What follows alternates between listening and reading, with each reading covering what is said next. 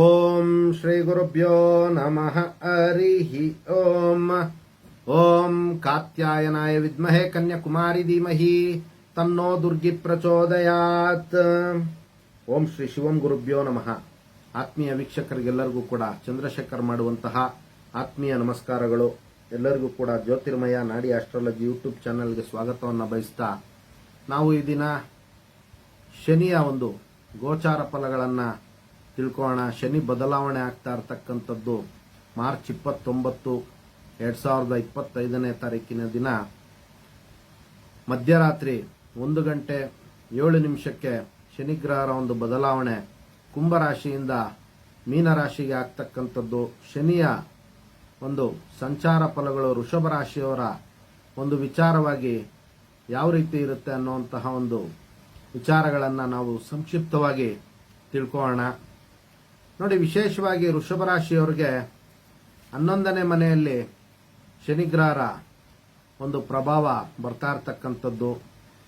ವೃಷಭ ರಾಶಿಯವರಿಗೆ ಅತ್ಯಂತ ಶುಭ ಫಲಗಳನ್ನು ಹೊಂದುವಂತಹ ಒಂದು ಸಾಧ್ಯತೆಗಳು ಬಹಳಷ್ಟಿರುತ್ತೆ. 80% ವೃಷಭ ರಾಶಿಯವರು ಈ ಬಾರಿ ಶನಿಗ್ರಹರ ಒಂದು ವಿಶೇಷ ಅನುಗ್ರಹವನ್ನು ಪಡೆಯುವಂತಹ ಒಂದು ಸಾಧ್ಯತೆ ಇರುತ್ತೆ ಮತ್ತು ಅತ್ಯಂತ ಶುಭ ಫಲಗಳನ್ನು ಪಡೆಯುವಂತಹ ಒಂದು ಸಾಧ್ಯತೆ ಇರುತ್ತೆ. ಇನ್ನು ಯಾವ ಯಾವ ಒಂದು ವಿಚಾರಗಳಲ್ಲಿ ಅನ್ನುವಂಥ ಒಂದು ವಿಚಾರವನ್ನು ನೋಡೋಣ. ನೋಡಿ, ಅನೇಕ ರೀತಿಯ ಅವ್ರಿಗೆ ಹಣಕಾಸಿನ ಒಂದು ವಿಚಾರಗಳಲ್ಲಿ ಆರ್ಥಿಕ ಪ್ರಗತಿ ಉಂಟಾಗ್ತಕ್ಕಂಥದ್ದು, ಮಲ್ಟಿಪಲ್ ಪ್ರಾಫಿಟ್ ಯೋಗ ಅನ್ನುವಂತಹ ಒಂದು ಯೋಗ ಅವ್ರಿಗೆ ಶನಿಯಿಂದ ಬರ್ತಕ್ಕಂಥದ್ದು.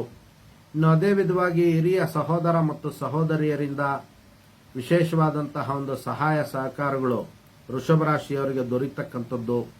ಇನ್ನು ಕುಟುಂಬದ ಹಿರಿಯರು, ತಂದೆ ಆಗಿರ್ಬೋದು, ದೊಡ್ಡಪ್ಪ ಆಗಿರ್ಬೋದು, ಚಿಕ್ಕಪ್ಪ ಆಗಿರ್ಬೋದು, ಇವರ ಒಂದು ಆಶೀರ್ವಾದ ಮತ್ತು ಸಹಾಯ ಸಹಕಾರಗಳು ಕೂಡ ಅವ್ರಿಗೆ ವೃಷಭ ರಾಶಿಯವರಿಗೆ ಪ್ರಾಪ್ತಿಯಾಗ್ತಕ್ಕಂಥದ್ದು. ಇನ್ನು ಕುಟುಂಬದ ಹಿರಿಯರ ಒಂದು ಧನಪ್ರಾಪ್ತಿ ಕೂಡ ಅವ್ರಿಗೆ ಆಗ್ತಕ್ಕಂಥ ಒಂದು ಸಾಧ್ಯತೆಗಳು ಅತಿ ಹೆಚ್ಚಾಗಿರುತ್ತೆ.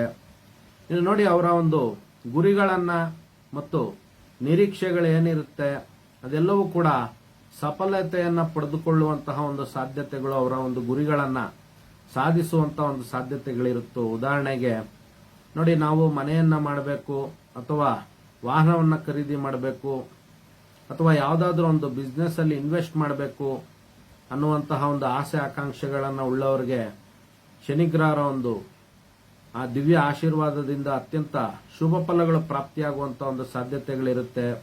ಈ ಒಂದು ಶನಿಯ ಬದಲಾವಣೆ ವಿಚಾರಗಳಿಂದ ಅವರಿಗೆ ಅತ್ಯಂತ ಶುಭ ಫಲ ಪ್ರಾಪ್ತಿಯಾಗುತ್ತೆ. ನೋಡಿ, ವಿಶೇಷವಾಗಿ ವಿದ್ಯಾರ್ಥಿಗಳಿಗೆ, ವೃಷಭ ರಾಶಿಯ ವಿದ್ಯಾರ್ಥಿಗಳಿಗೆ ಬಹಳಷ್ಟು ಅನುಕೂಲಗಳಾಗುವಂತಹ ಒಂದು ಸಾಧ್ಯತೆ ಇರುತ್ತೆ.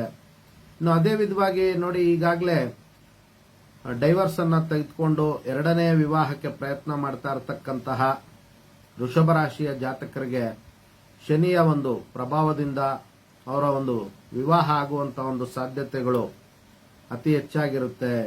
ಕಾರಣ 11ನೇ ಮನೆಯಲ್ಲಿ ಶನಿಗ್ರಹರ ಒಂದು ಪ್ರಭಾವ ಇರೋದ್ರಿಂದ ಶನಿ ಅವರು ಜಡ್ಜ್ಮೆಂಟ್ ಅನ್ನ ಕೊಡುವಂತಹ ಒಂದು ದೇವತೆ ಆಗಿರತಕ್ಕಂಥದ್ದು ಮತ್ತು Shani is the ultimate decider ಅಂತ ಜ್ಯೋತಿಷ್ಯ ಶಾಸ್ತ್ರ ಹೇಳುತ್ತೆ. ಆದ್ರಿಂದ ಶನಿಯನ್ನ ವಿಶೇಷವಾಗಿ ಆರಾಧನೆ ಮಾಡ್ಕೊಳ್ಳಿ, ನಿಮ್ಮ ಒಂದು ಶುಭ ಫಲಗಳನ್ನು ಪಡೆದುಕೊಳ್ಳಿ ಅನ್ನುವಂಥದ್ದು ನಮ್ಮ ಒಂದು ಸಲಹೆ ಆಗಿರ್ತಕ್ಕಂಥದ್ದು ವೃಷಭ ರಾಶಿಯವರಿಗೆ.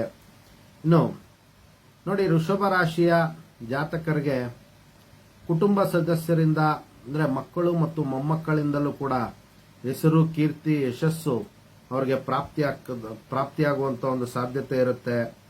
ಇನ್ನು ಜಾಬ್ ವಿಚಾರದಲ್ಲಿ ಅವರಿಗೆ ಬಹಳಷ್ಟು ಅನುಕೂಲಗಳಾಗ್ತಕ್ಕಂಥದ್ದು, ಸ್ಯಾಲರಿ ಹೈಕ್ ಆಗುವಂಥದ್ದಿರ್ಬೋದು ಅಥವಾ ಪ್ರಮೋಷನ್ಸ್ಗಳು ಕೂಡ ಅವರಿಗೆ ಬರುವಂತಹ ಒಂದು ಸಾಧ್ಯತೆಗಳು ವೃಷಭ ರಾಶಿಯವರಿಗೆ ಅತಿ ಹೆಚ್ಚಾಗಿರ್ತಕ್ಕಂಥದ್ದು. ಇನ್ನು ನೋಡಿ, ಕೋರ್ಟು ಕಚೇರಿಯ ಒಂದು ವಿಚಾರಗಳಲ್ಲಿ ಇವರಿಗೆ ಜಯಪ್ರಾಪ್ತಿ ಆಗ್ತಕ್ಕಂಥದ್ದು, ಪಿತ್ರಾರ್ಜಿತ ಆಸ್ತಿಯ ವಿಚಾರಗಳಲ್ಲಿ ಅತ್ಯಂತ ಶ್ರೇಯಸ್ಸುಂಟಾಗ್ತಕ್ಕಂಥದ್ದು ಮತ್ತು ಪಿತ್ರಾರ್ಜಿತ ಆಸ್ತಿಯು ಅವರಿಗೆ ಲಭ್ಯ ಆಗುವಂತಹ ಒಂದು ಸಾಧ್ಯತೆಗಳು ಅತಿ ಹೆಚ್ಚಾಗಿರುತ್ತೆ. ಇನ್ನು ಹೊಸದಾಗಿ ಆಸ್ತಿಯನ್ನ ಖರೀದಿ ಮಾಡಬೇಕು ಅನ್ನೋಂಥವ್ರಿಗೂ ಕೂಡ ಒಳ್ಳೆಯ ಒಂದು ಅನುಕೂಲಗಳಾಗ್ತಕ್ಕಂಥದ್ದು. ಇನ್ನು ನೋಡಿ, ವಿಶೇಷವಾಗಿ ಬಿಸ್ನೆಸ್ ಮಾಡುವಂತವ್ರಿಗೆ ಅತ್ಯಂತ ಕ್ಷೇಮಾವೃದ್ಧಿ ಆಗ್ತಕ್ಕಂಥದ್ದು ಮತ್ತು ವ್ಯಾಪಾರ ವಹಿವಾಟುಗಳಲ್ಲಿ ಅತ್ಯಂತ ಹೆಚ್ಚಿನ ರೀತಿಯಲ್ಲಿ ಅವರಿಗೆ ಲಾಭ ಪ್ರಾಪ್ತಿಯಾಗುವಂಥದ್ದು.